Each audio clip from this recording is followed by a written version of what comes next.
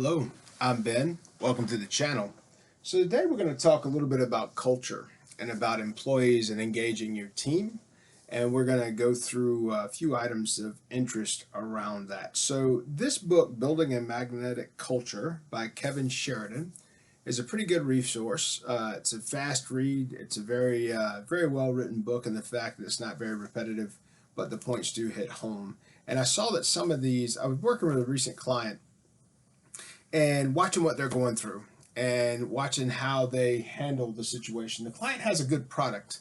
They probably don't sustain specific quality regulations as I would. The implementation around quality care is difficult there. They don't necessarily implement some of the things that show consistencies through production.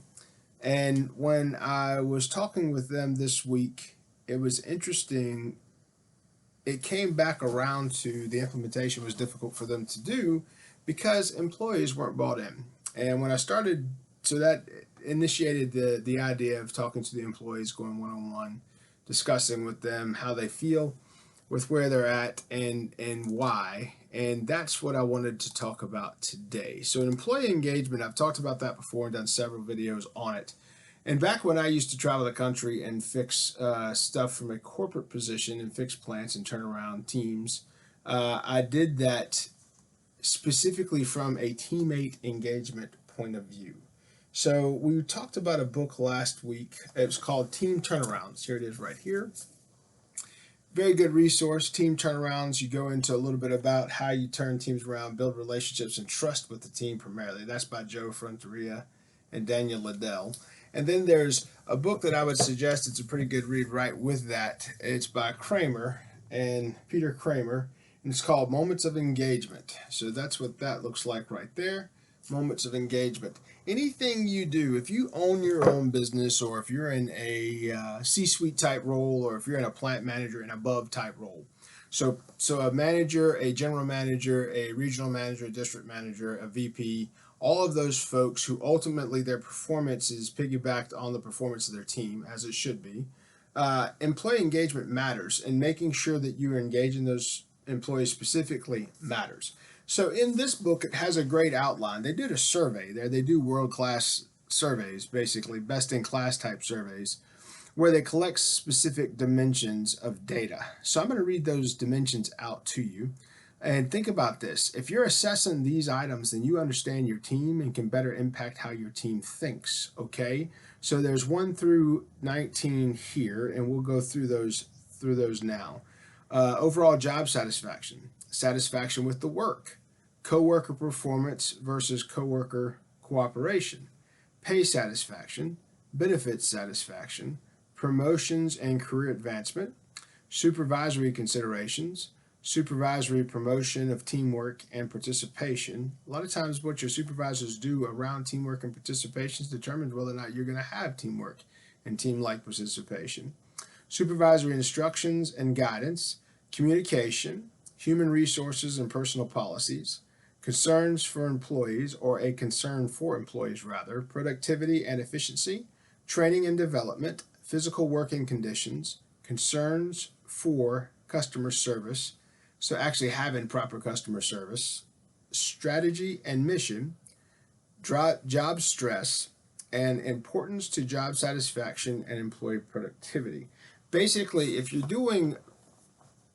talking about those things, but you're not engaging those things, you're not specifically trying to improve those things, people are going to be disengaged around that.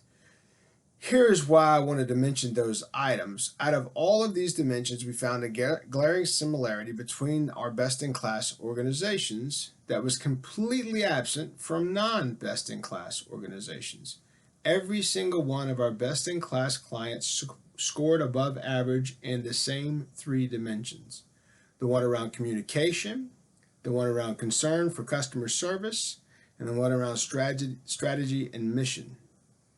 So think about that. If you want to have engaged teams, you have to have clear and productive communication.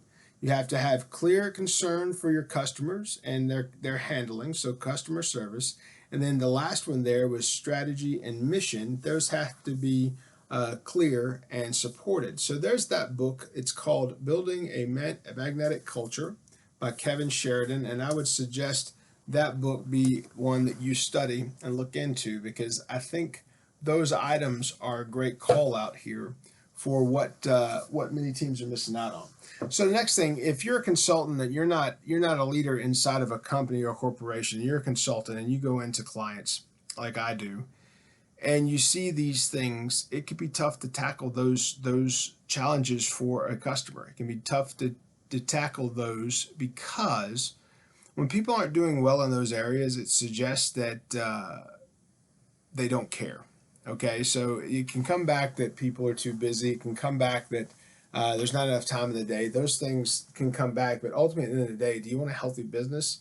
Well, if you do, you have to have an healthy team. So let me recommend another book. This book I owned for 20 years, The Consulting Bible by Alan Weiss, PhD. This book was so good that I bought 4 others of his books, just because the thought process in here is exceptional, and what he's talking about is exceptional. So I wanted to put this on the tag end of this discussion, because if you want to impact culture, if you want to change a business, you can't do it from all the way down the line of the products and services, right? You need to go back to the people and back to the leadership around their true desires and true energy around building a team that is dedicated and loyal and wanting to do the best they can. And the book Good to Great, that's what it talked about specifically around what's the biggest difference between methodology. It didn't necessarily say that businesses were failing because of capital investment or venture capital or all that jazz. It said these businesses were failing over and over and again because of the way the team handled things. So I've done in videos before, said in videos before, where customer service and customer response matters. The best information you're going to get is from a customer complaint, so you need to handle those complaints appropriately. If your products are not consistent off the line, and you can't bet on one responding or being of the same quality of the next or the next, then you have to address those things. And customer complaints sometimes suggest that that may be the issue. Having dedicated and empowered, engaged teams is the fastest way to make a change. So when I used to be a change agent, and I did that professionally within the belly of a corporation, that was what I did first. I went in and got the buy-in from the team, got their trust, showed them that I was there to help them, not hurt them. And then I engaged that team. I found out who were the best members, that 70 or 70-30 rule, or 70-20-10 rule, where you're looking at who your people are that clock in with the best of intent. You're looking at who your superstars are, and you look at who you should be coaching up or coaching out. So just a few thoughts today around team engagement and how to do a turnaround. I mentioned this building a magnetic culture because at the end of the day, when people have projects that they implement that don't get implemented or aren't carried out, it's because of the engagement of the team. The team is engaged as leadership will have them be.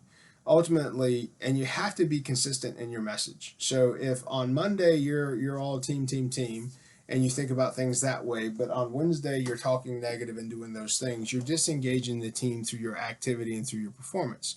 So at the end of the day, you have to be consistent, and consistency, that's where you drive strength. And you have to have that consistency to drive strength and build these dedicated, empowered teams. So I'm Ben, a little short video today on some of those things that are extremely important. This video, the stuff that's in this video and these books that I recommended, they can have a large impact on a lot of businesses out there with the struggles they're seeing. If you like information such as this and subjects such as these, please like this video and please subscribe. And please share if you know someone might enjoy this video. I'm Ben. Thanks for watching. Be good.